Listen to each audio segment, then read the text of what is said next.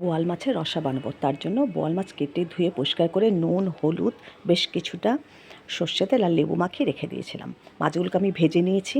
ভেজে নেওয়ার পর ওই কড়াইয়ে জিরের সম্বাদ দিয়ে পেঁয়াজ, রসুন, আদা, কাঁচা লঙ্কা সব একসাথে মিহি একটা পেস্ট করে নিয়েছি। আর এর মধ্যে গুঁড়ো মশলাও দিয়ে দিয়েছি, জিরে গুঁড়ো আর একটু ধনে গুঁড়ো। সব কিছু ভালো করে মশলাটাকে এখন কষিয়ে নিচ্ছি। ভালো করে মশলাটাকে ভালো করে কষাতে হবে যতক্ষণ না মশলার গা দিয়ে তেল ছেড়ে আসছে। মশলাটা খুব ভালো করে কষিয়ে নেব।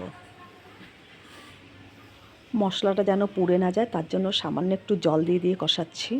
যে মশলা কিন্তু খুব ভালো করে কষা হয়ে গেছে। এই যে পরিমাণ মতন জল দিয়ে দিয়েছি, খুব অল্প কিন্তু জল দিয়েছি। এটা আমি বোয়াল মাছের রসা বানাবো। ঝোলটা ফুটে উঠেছে। এবার এর মধ্যে আমি ভাজা মাছগুলোকে সব দিয়ে দেবো। মাছগুলো আমি আগেই ভেজে রেখেছিলাম, ভাজাটা দেখাইনি। এই দেখো বোয়াল মাছগুলো কিন্তু একদম ছোট ছোট নয়, বেশ বড়ই আছে মাছগুলো। এবার একটু ঢেকে দেবো। ফুটে উঠলেই বোয়াল মাছের রসা একদম রেডি।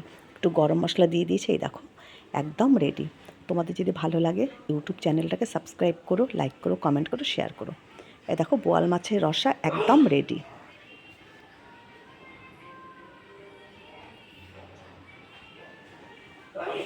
আর মশলাটাকে খুব ভালোভাবে কষিয়ে কষিয়ে কিন্তু মাছটাকে রান্না করতে হয়, তাহলে দারুণ টেস্টি হয় খেতে। এই যে একদম রেডি বোয়াল মাছের রসা।